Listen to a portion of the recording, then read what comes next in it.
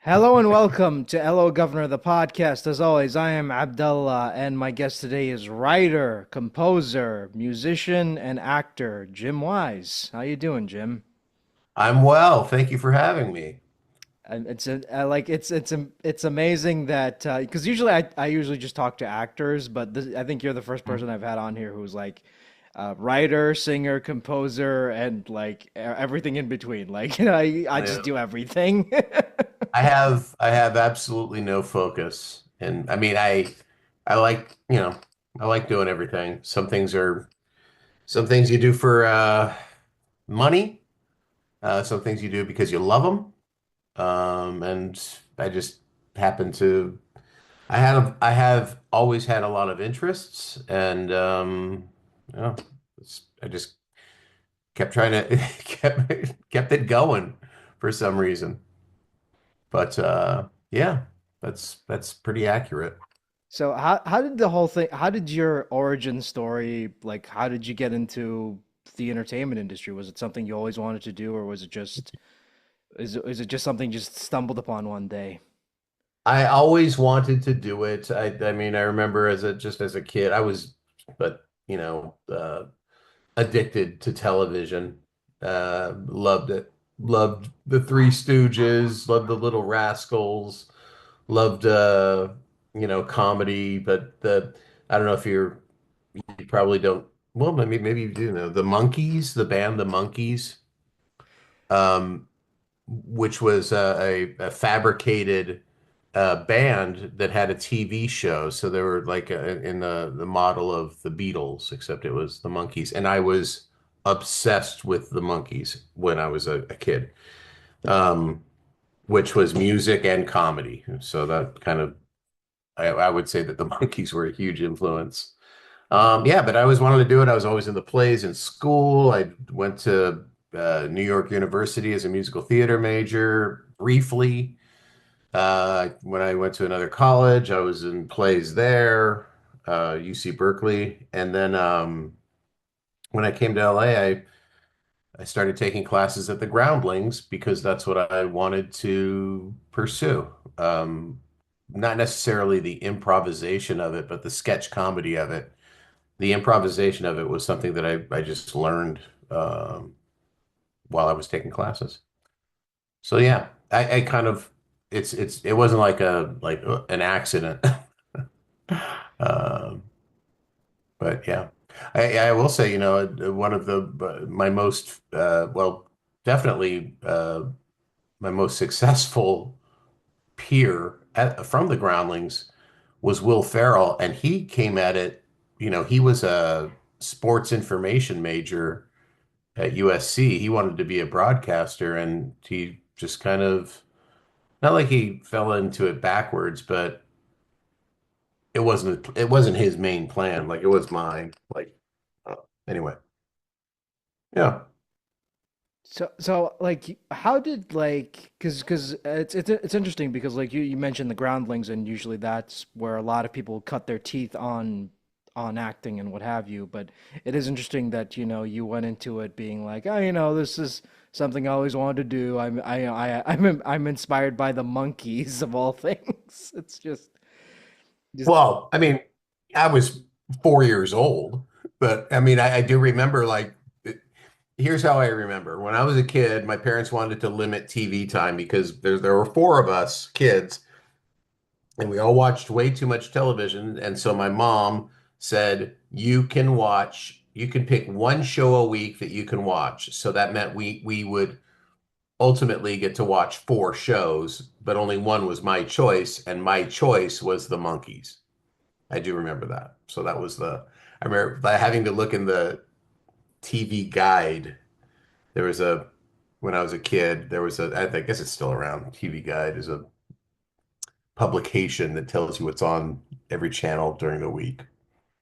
I don't know if that's something they have in Kuwait, but No, they I have know it. I know what TV Guide is. Like, trust me, like All right.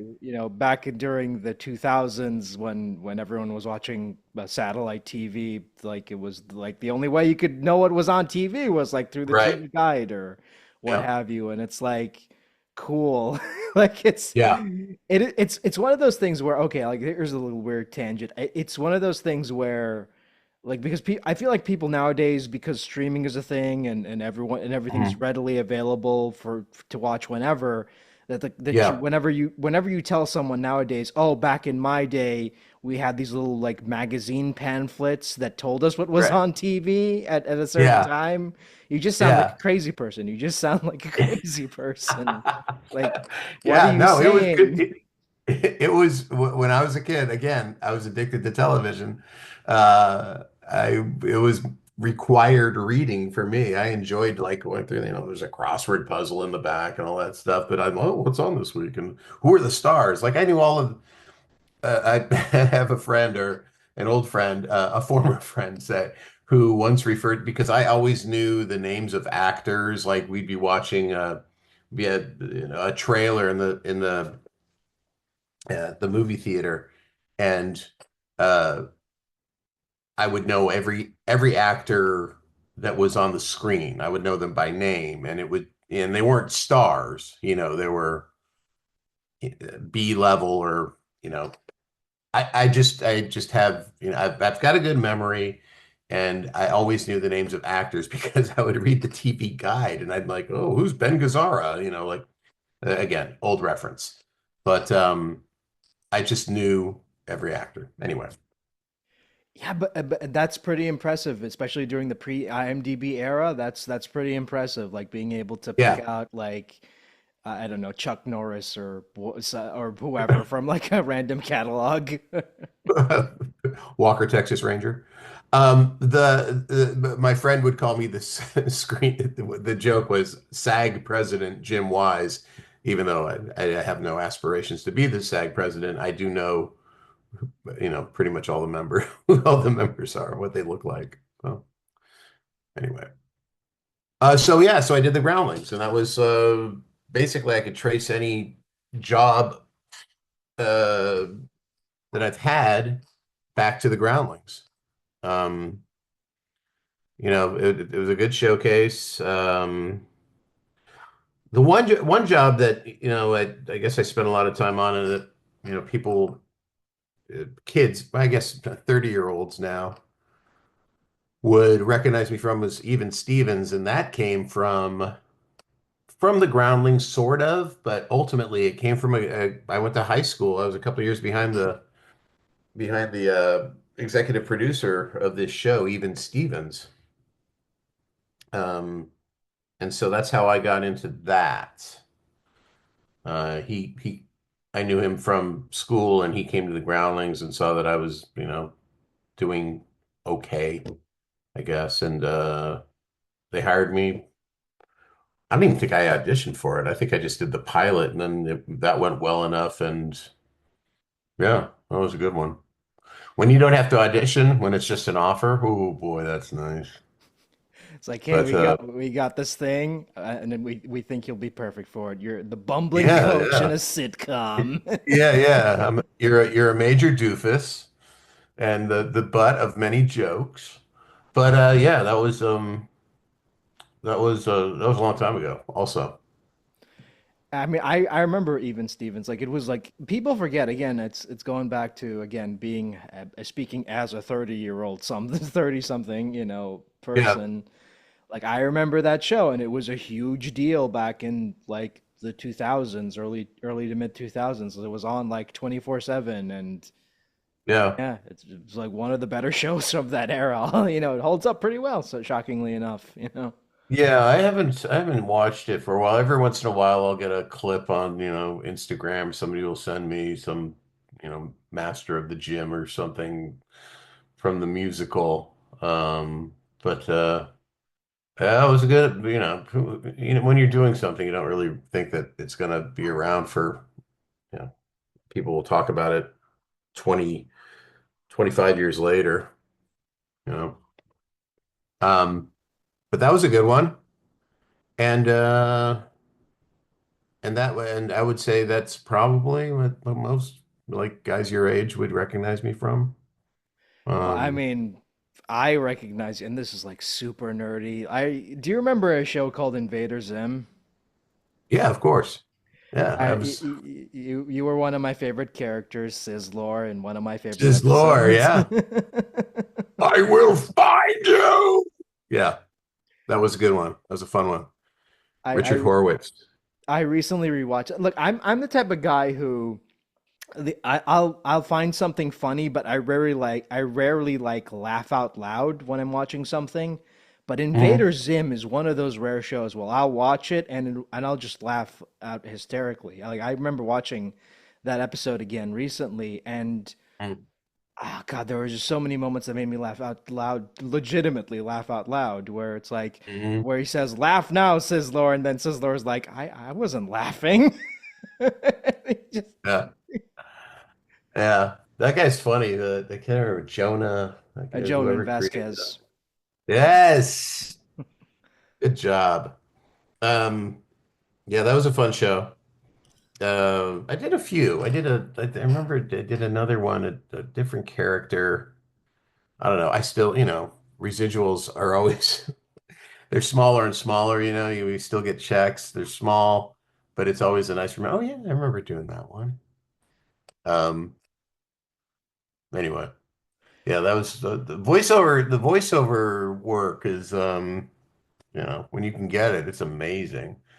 I forgot how fun it was. There's a show for little kids called Robo Gobo that just started up that I did like like last year. That's the other thing. You record something and then you kind of forget about it, and then it takes a year to animate it or whatever. And I'm not even in this first season. I mean, it says like second season anyway.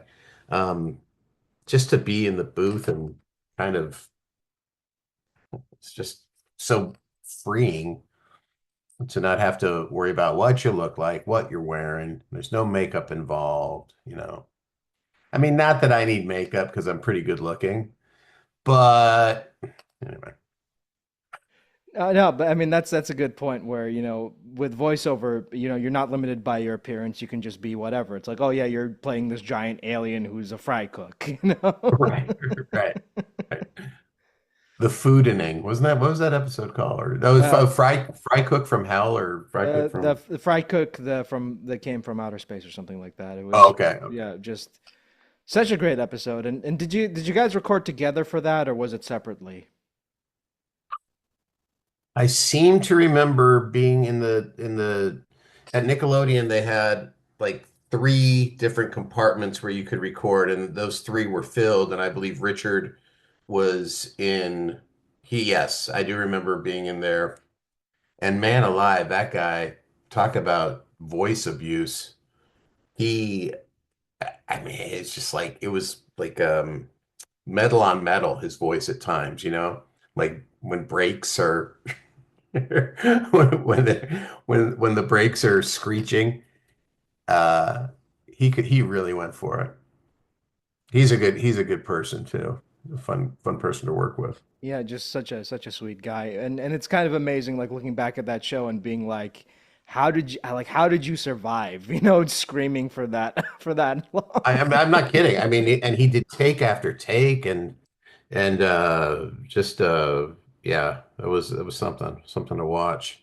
I just recently, yeah, I just pulled that for my reel. My voiceover agent says, "Oh, you can redo your reel." I'm like, "This is old, but it's good." The Sizzler. And again, it's such a I love his introduction where he just bursts in, grabs him, and then leaves, and then drops him, and then he grabs goes back in, grabs him again. And he's like, "Sorry about that. Back to space." Yeah, yeah, it's a fun little show. They should bring that back. Hmm. I mean, nowadays they're bringing back all the nostalgia. Everything's like running on Everything, nostalgia. It's like, everything. where's our Invader Zim reboot? Come on, Yeah, guys. for sure. Yeah. Yeah, so that was a fun one. I'm trying to think of what else. Oh, well, the other my shining moment at a Nickelodeon or at that studio was I got called in by Sarah Noonan, who was the casting person, because they needed a rock and roll singer to uh, sing I'm a Goofy Goober for SpongeBob. And it's the I Want to Rock, uh, I guess, the parody, I guess. Um, and so I showed up I think I was writing at Mad TV at the time. I know I was. I was writing at Mad TV. And so I had to get in like at 9 in the morning so that I could be at Mad TV by 10. I show up and it's this, relatively high rock and roll song. And 9 in the morning is not the best time to be singing rock and roll. But I went in there and I just, sang as hard as I could. And and by the way, I look the way I look, even, before facial hair. So I'm pretty, wholesome, white guy looking. And there were a bunch of rock and roll guys in there that were auditioning as well. And a couple of them were from like known bands. So I'm like, "Oh, I really got to give it my all." So I go in there and sing as hard as I can. And I book it. And to do the actual recording, I went to this guy, Tom Rothrock's house in the Hollywood Hills. And I went after work one day. And he's, his main note was that I didn't sound as, my voice wasn't as much in my chest as it was when I auditioned. And I said, that's because I auditioned at 9 in the morning and now it's 7 at night and I've been talking all day. So my voice is warmed up and all that stuff. So that was just a memory from that. That's crazy to be like, hey, we need someone to record this song. Can you do it at like 9 in the morning? Okay. Yeah. Well, I mean, I didn't have a choice. I had no, there were, I had no recourse, but to do that. Um, and yeah, it worked out. It was fine. Somebody used it. I think like Burger King used it in a commercial without paying me, at first, which is like, illegal. And I got, I had my agent go after him, and it wasn't like a ton of money, but what it did do is ruin my relationship with the casting director who somehow had put this commercial together and used my voice without asking. I'm like, they were mad at me about it. I'm like, why are you mad at you're the guys that took you know, my recording and didn't pay me for a commercial. I mean, that's like a huge violation. Anyway, these are all memories I have. No, that's pretty shitty of them. That I don't think Yeah, that's like why. Like, you recorded it, at the very least that they could have done was just call you up and say, "Hey, we're planning on using the song you recorded. Are you yeah, okay with it?" And if yes, no, whatever. But like trying to go behind someone's back is just really shitty. I'm sorry. yeah. For a commercial that was, they played it a couple times. I wouldn't have known about it hadn't one of the guys I was working with at Mad TV said, "Oh, I heard your commercial." I'm like, "I don't have a commercial." He goes, "Yeah, the SpongeBob. It was like some crossover thing with Burger King and SpongeBob, and that they used my voice in it." But I wouldn't have known about it if this guy hadn't tipped me off. So they almost got away with it. Companies, man, they always love like, getting people in there and trying to screw them over at the last minute. Sadly, Mhm. it's never changing. Yeah, totally. But speaking while we're on that subject, like what was that the whole experience like, going in, recording that, and did you ever get a chance to meet Hillenberg? I did. He was there. He was there when I went to he was a really sweet guy, man. He was at Tom Rothrock's house, and Tom Rothrock and Stephen Hillenberg were good friends.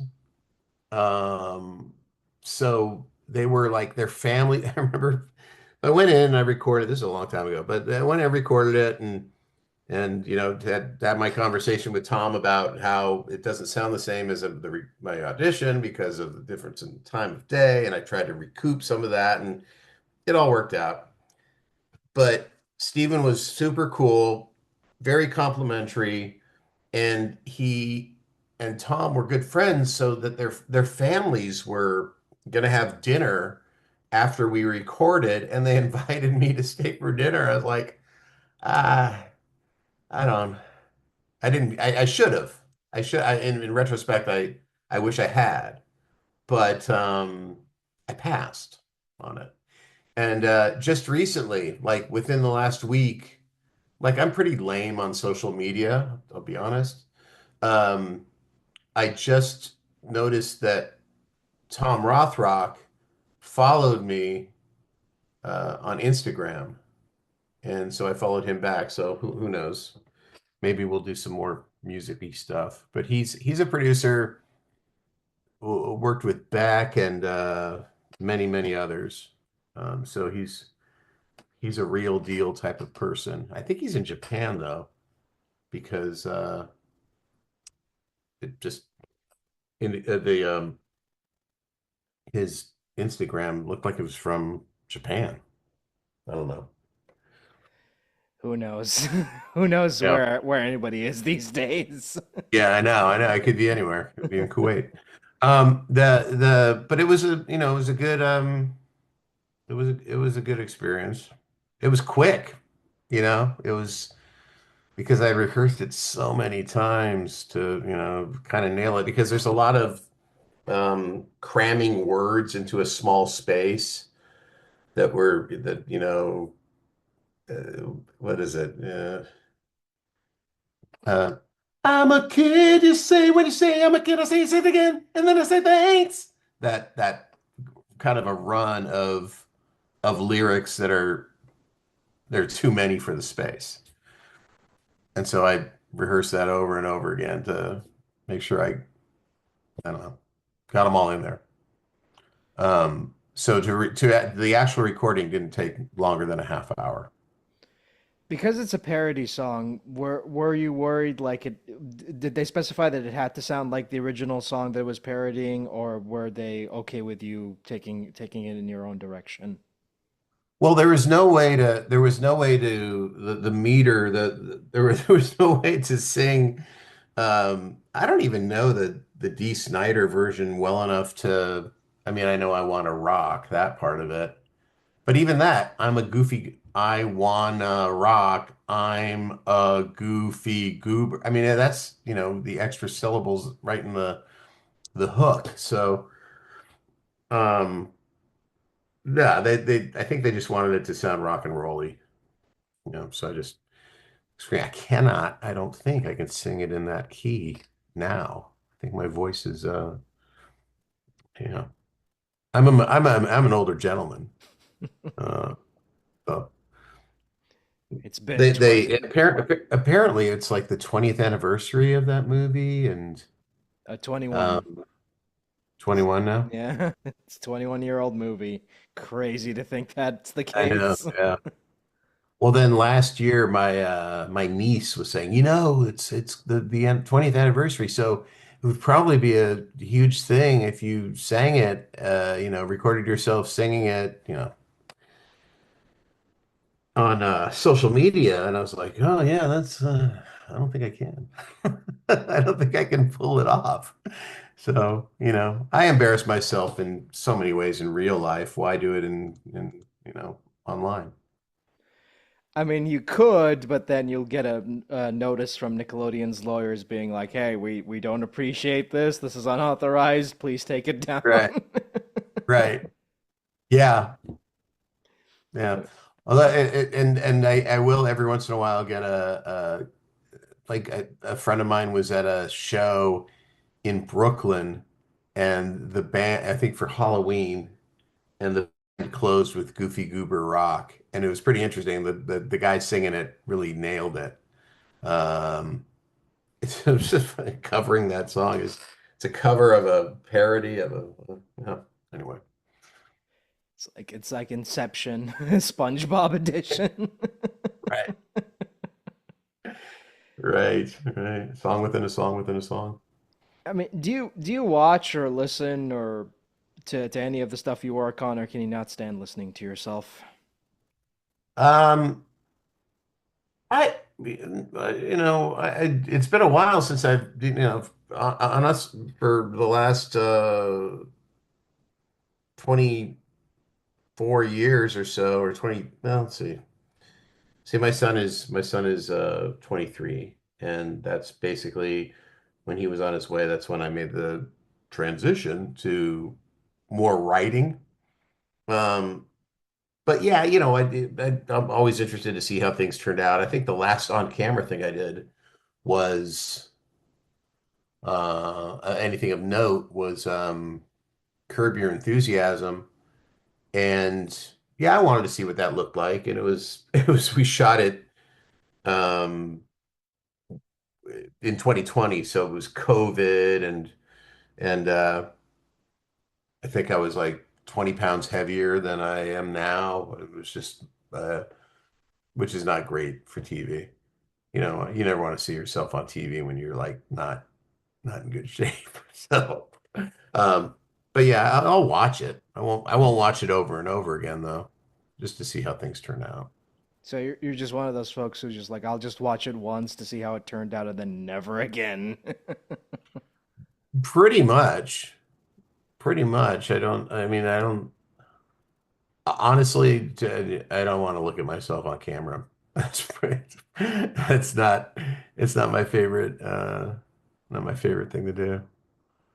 Um, who knows? Maybe that'll change someday, but So I take it like you've never actually watched the entire series of Even Stevens because you just can't stand looking at yourself. no, no, no, no, no. I mean, back then, I was like more interested in like how did it play? Like the comedy of it. I mean, we did some pretty funny things on that show, I gotta say.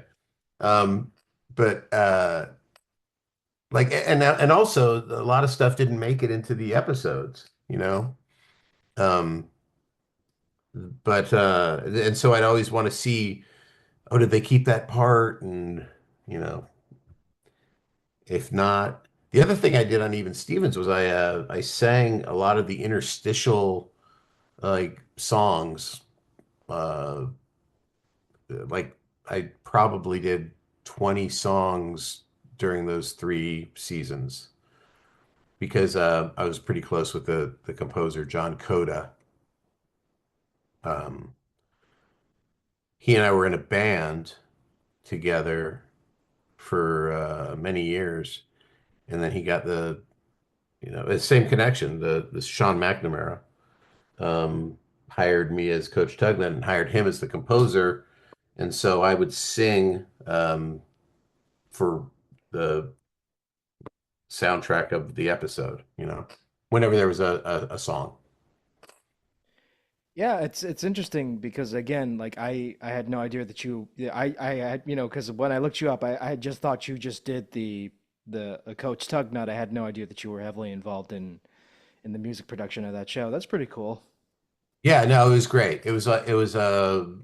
It- I think that, it's probably at least at the time, was my favorite part of doing that show. Because I'd go up to his house or go over to this other composer's house and then just, they'd teach me a song and then I'd sing it and like do this style. And that was a thing that, I sort of, I don't know, developed is such a lame word, but I sort of developed this um, ability to sound like other singers, you know, like do impressions sort of basically. And they'd say, this one, we want this to sound like, Tom Jones, or we want this one to sound like Prince, um, that kind of thing. Ricky Martin. There was a, was a, was an episode of Even Stevens where Shia Lewis takes over a janitor's closet at the school, I think, and turns it into a nightclub. And John Coda wrote a song called "The Casa de Fiesta," um, to cover this montage of the kids having fun in this janitor's closet, and it's like all, you know, decked out. And he wanted it to be, it was like the Ricky Martin song, at the Live in the Vida Loca. So they're like, "Can you do a Ricky Martin impression?" I'm like, "Yeah, I think so." So, but that's one that I did that I. There's a couple of Chumaca en Azul, which is Spanish for the boy in blue, which is in an episode. Um, I don't know. I'm just kind of remembering all these little songs I did back in the day. Out of all the songs you've composed, which one would you say was the toughest?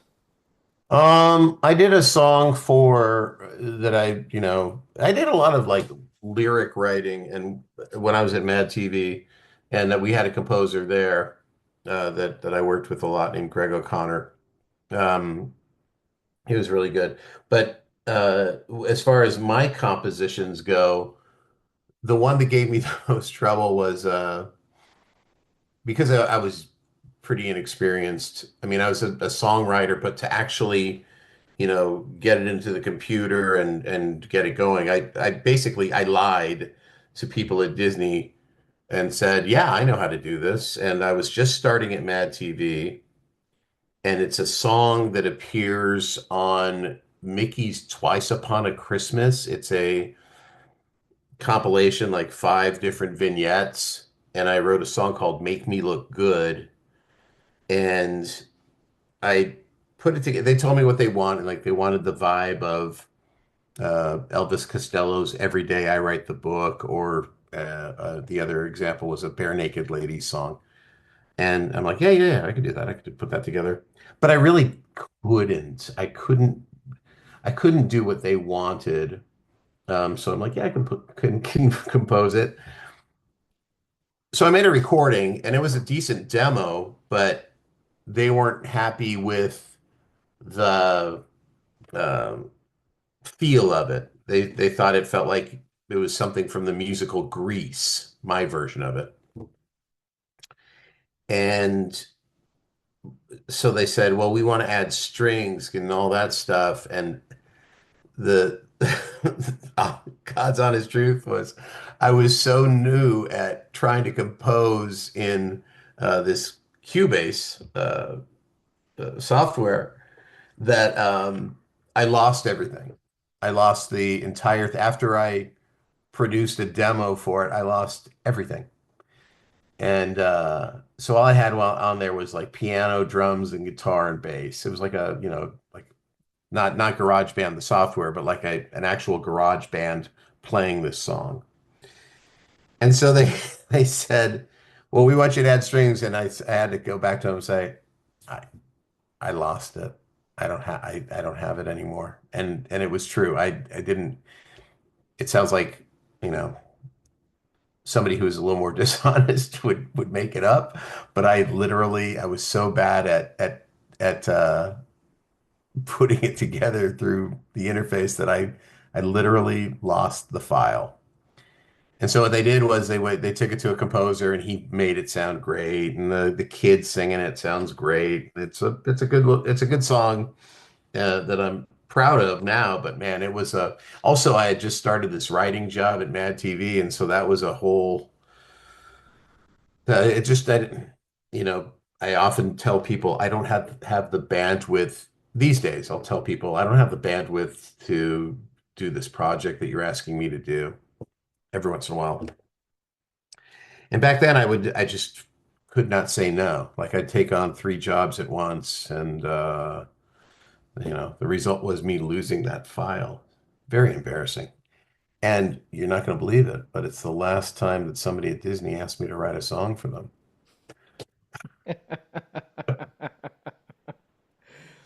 I mean, it happens.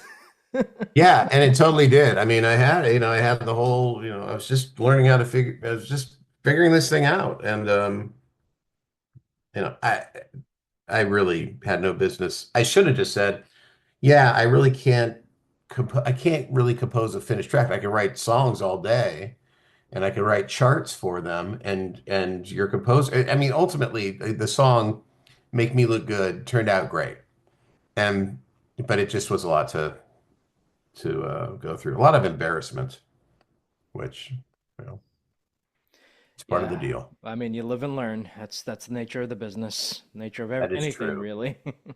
Yeah. I mean, you mentioned Mad TV and like trying to balance your work on that versus other projects. Like, what was that experience like? Like, how did you get involved in that show? Well, I was so back to the Groundlings. I was in the main company of the Groundlings, and uh, Mike McDonald got on Mad TV. Well, first Mary Shear and Phil Lamar got on Mad TV out of the Groundlings, and then Mike McDonald got on, and they started hiring all of these writers um, that were friends, that were peers of Mike's, and I was still, I was doing Even Stevens, I was doing voiceover, and everything was kind of, that was the uh, the trajectory I was on was just remaining an actor. And then my son was on the way, and then September 11th happened, and honestly, the main reason I pursued a job at Mad TV, I believe now in retrospect, is that I really wanted to be with friends when after September 11th. I was just it really and when I had a child on the way, and who knows what the next thing's going to be. I mean, it was a very uncertain time, much like these days are very uncertain times. Uh, so I tried to surround myself with friends. I applied for this job, and by December of whatever year, 2001, I was hired there as a writer. But it was I mean, mainly because I knew so many people on staff already, and they, connections. And what was the writing process like on that show? The writing process was, it's not like the difference between Saturday Night Live and I wrote for Saturday Night Live actually prior to writing for Mad TV as the guest writer, which just meant I was there for 2 weeks only. But at SNL, you read everything on Wednesday. Monday, you pitch ideas, fake or otherwise, to the host. Tuesday, you write all night until 4 in the morning Wednesday. Wednesday afternoon, you have a table read. Picks are made Wednesday, and then you start rehearsing Thursday and Friday, and then you do the show. At Mad TV, you could pitch something on a Monday, and then 2 weeks later, it would be in the live show, or the following week, it would be in what they would call pre-tape, because we would, shoot stuff without an audience out on location or in the studio. So it was basically you could be working on three different shows at the same time in Mad TV. Um, it was like a carousel of like I'm pitching this, but I'm writing this, and then we're shooting this, and that could all take place in the same week. And something that you wrote and is shot can appear in a show. Like I pitched something maybe at the very first pitch meeting, and it didn't make it into the show until the final live taping, and then it appeared actually on the show for the final episode.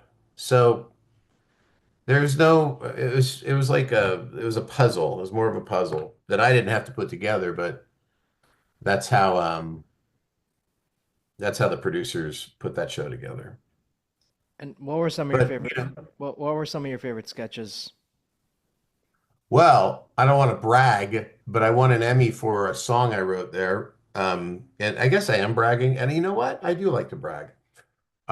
So I wrote a song called "It's a Wonderfully Normal Day," and I wrote it. I wrote the lyrics, and then took them to the composer, Greg O'Connor, and he wrote a great track. It was like this musical theater type track. And we had Nicole Parker playing Snow White, going around Hollywood singing about how wonderful and marvelous and Hollywood is, it's a shithole. But she's going around with like in awe and wonder as the Snow White character she did. And that doing the musical stuff is always more fun than anything else. The other thing is like kind of like on Even Stevens, I would do a lot of the singing for the show. And so I'd be over at Greg O'Connor's, once every 2 weeks probably to, you know, sing a jingle for some bit or, you know, sing, some of the actors weren't strong singers, so they would, I'd go over and kind of fill out the vocal on something that, a music video that we, did some Coldplay video or something like that. So Um, so basically it was like ADR where you had to like come in and replace someone who, didn't sing that good. not not necessarily replacement, but filling out like uh giving a track or adding to the track so that they can mix them together so that it sounded more like the original singer, maybe. That was sometimes, or just, sometimes it was just me singing for a a commercial or you know, I remember we did like a goof on this coffee commercial that had a real simple melody, but the joke was it kept changing keys and getting more and more intense because the person in it, Stephanie Weir, the person in the commercial, was drinking coffee like in every vignette, like you have another cup of coffee, you have another cup of coffee, and it just kept going. The song went higher and higher. I think it's called Coffee Mad TV Coffee Commercial on YouTube. Um, but yeah, that was it wasn't necessarily ADR. It was just helping out. I had no idea that you did the Snow White parody. I remember watching that on YouTube not too long ago. I'm like, hey, this is pretty Mhm. catchy. Yeah, it's a wonderfully normal day. Um, yeah, Greg did a really good job on that. He's sort of, I think, underrated as a composer. I mean, honestly, like a lot of stuff on Matt TV, just like I'm like I know a lot of people like to talk about SNL nowadays because it's like the big show, but a lot of stuff on Matt TV is pretty good, and I wish it got more love, but oh well, that's it is what it Yeah, is. I mean, it was on for 14 seasons. It did fine.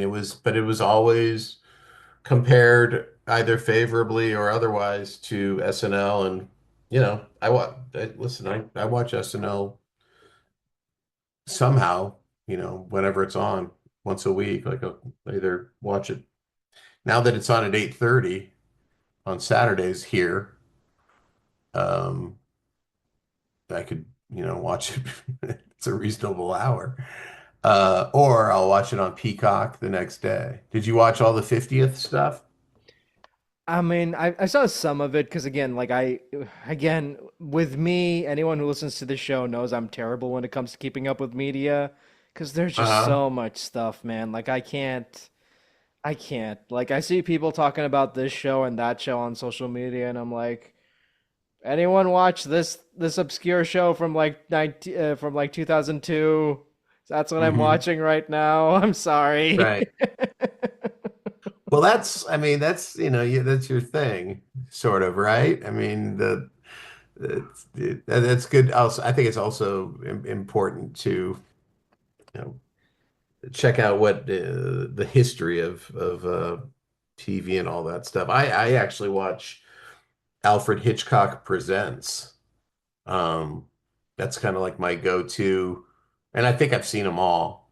But I'll put it on when I'm, cooking or doing something that doing laundry or whatever. Just have on in the background.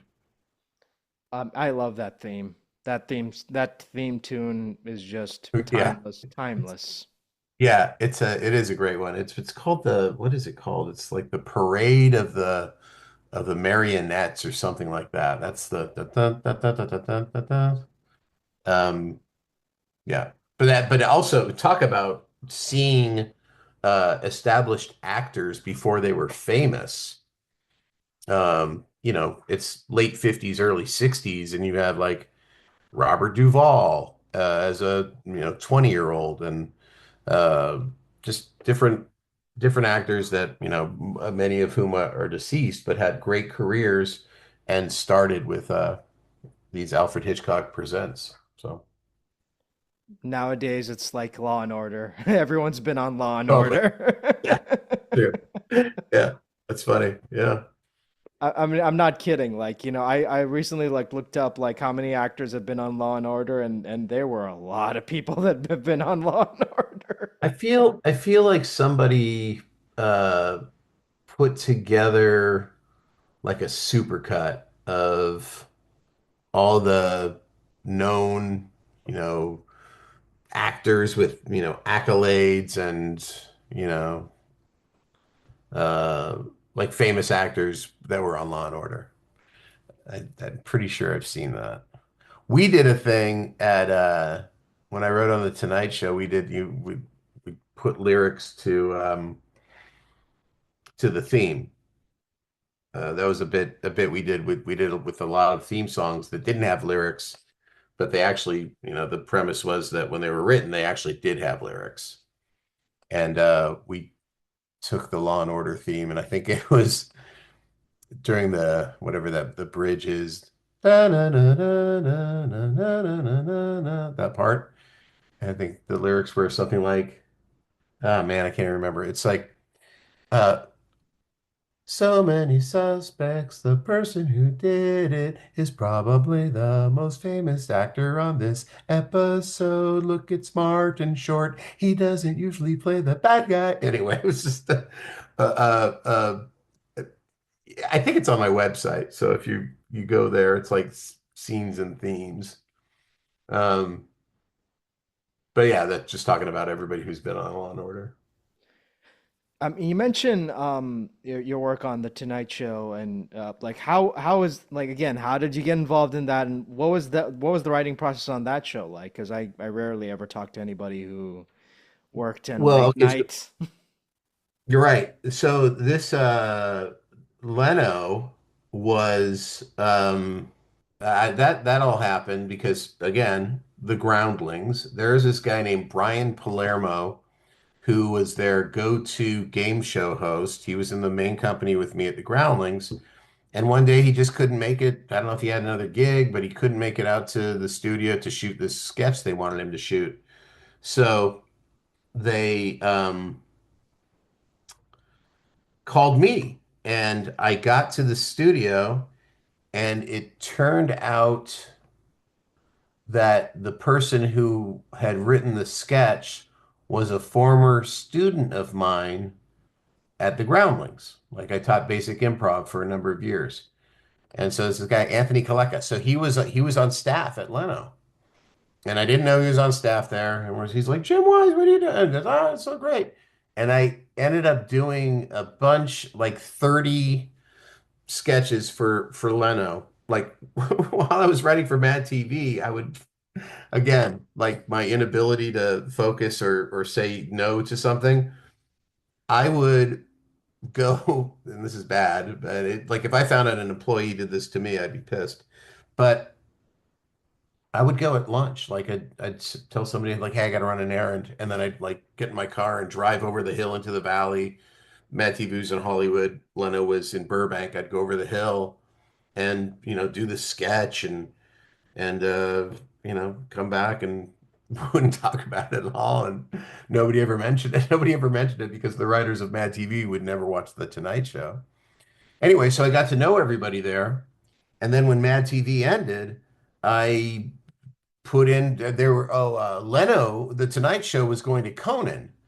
And so they had this show called The Jay Leno Show that was going to be on every night at 10 o'clock. And the big brag of the show was we're going to have double the comedy. So I'm like, well, I've been writing sketch comedy for 7 years here at Mad TV. Would you entertain the idea of me being a writer on the show as opposed to just doing sketches?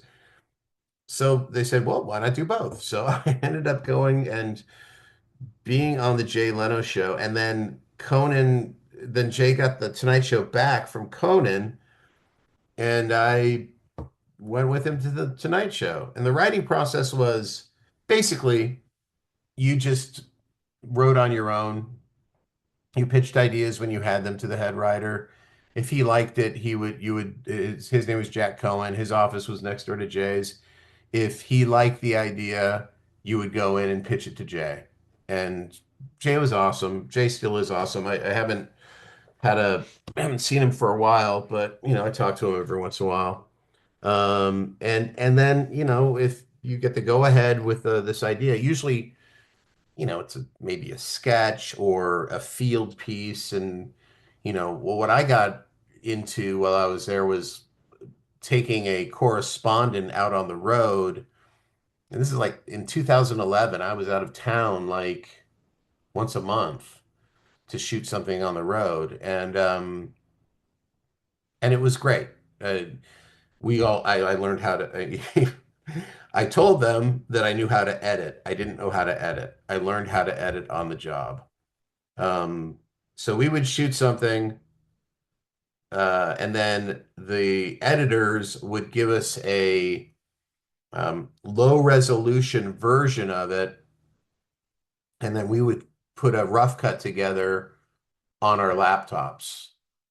Um, and then we basically send the numbers to the editor again, and then they would have like the full-fledged media with in high resolution, and that's how we did it. So it was a one-stop shop. You basically came up with the idea, pitched the idea, wrote the idea, produced the idea, edited the idea, directed the idea, edited the idea, and then you had to stand you had to stand with the head writer and showrunner when the idea was being shown to the audience.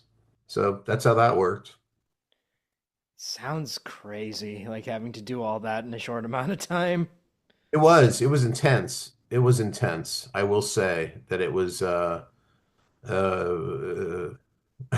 mean, I only did it. I was only with Jay for 4.5 years. And it's a blur.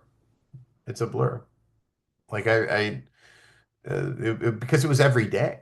We had hiatus weeks, but like we had a good like 2 week vacation in August every year. But it was intense. It was every day, and you had to come in and have something, and again, I ended up doing a lot of singing for like bits.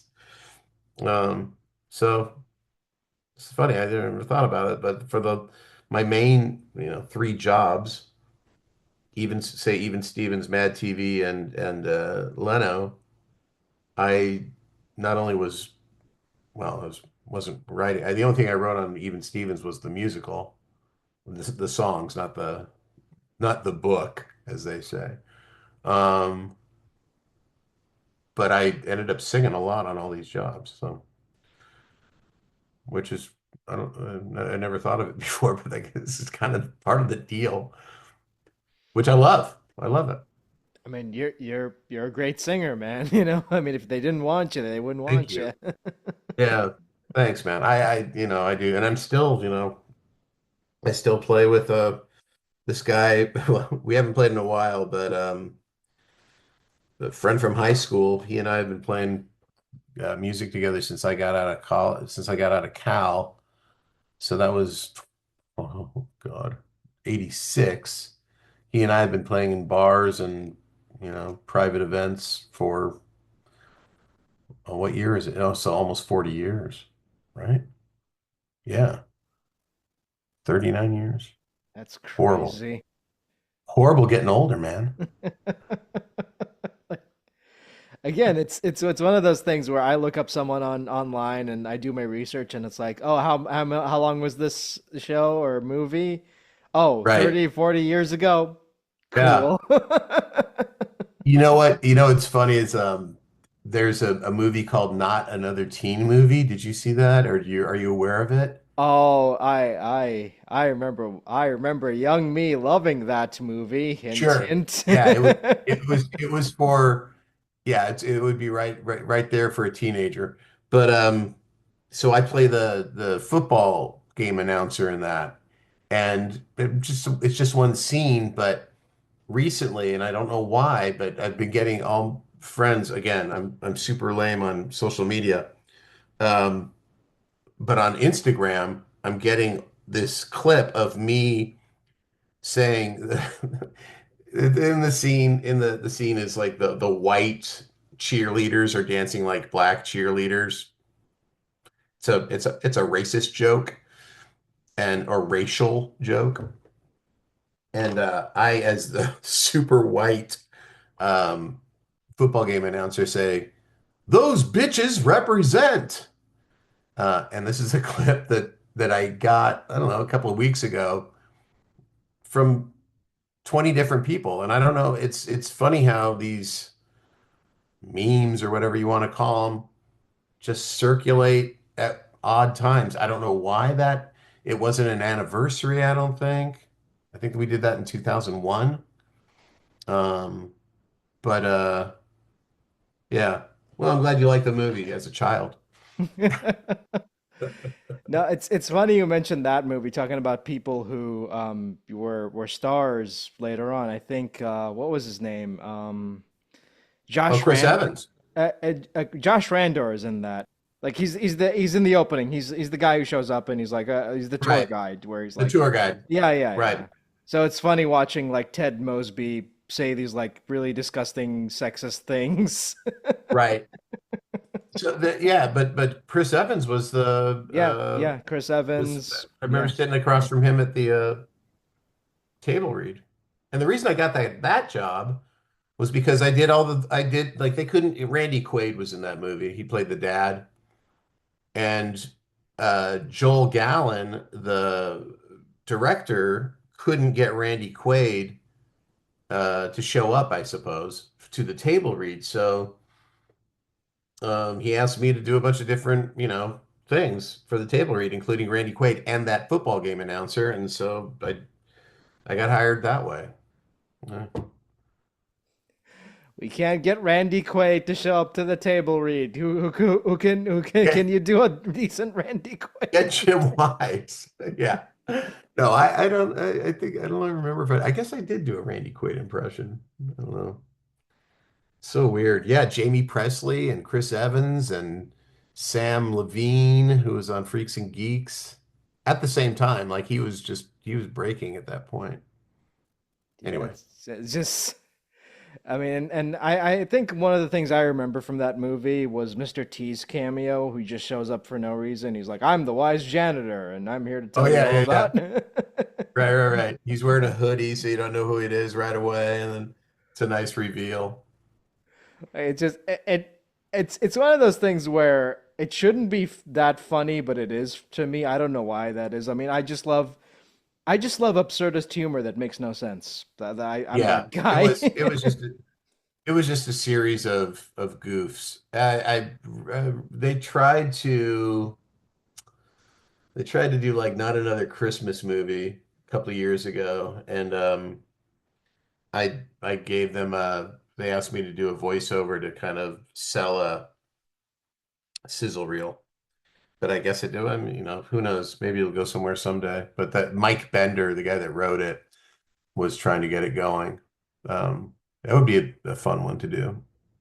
They also tried to do. I got called to do a table read of something called Not Another Rom-Com, and it was Joel Gallen, and the cast was like Ellen Pompeo from uh, Grey's Anatomy, Jason Bateman, um, Zach Braff. I mean, it was all these people at this table read, and me doing all the utility uh, roles, and it just was not.